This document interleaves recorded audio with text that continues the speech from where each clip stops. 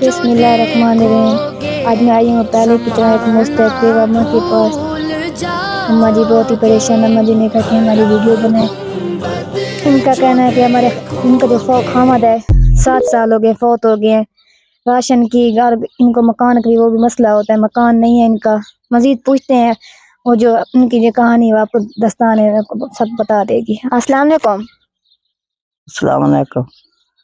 कहना केड़ी चीज की परेशानी है, क्या टेंशन है तुमको?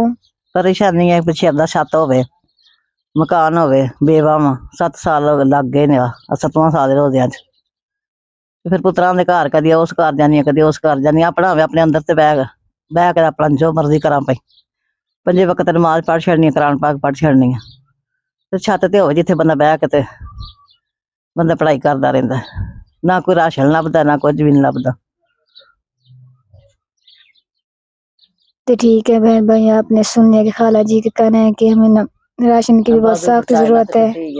इनका भी एक्सीडेंट हुआ है, नाक का वो भी आप देख सकते हैं नजर आ रहा है। इनका कहना है कि बाज वो भी टूटा हुआ है, लत की प्लेटां पईयां, टांग में वो जो प्लेटें रखते हैं वो इनका ऑपरेशन ऑपरेट हुआ है। अगर हमारे बहन भाई कोई भी इनकी मदद करना चाहता है तो इनके सदके जारिया समझ के इस बेवा की मदद करें। नंबर हमारा दिया गया। जज़ाकल्लाह।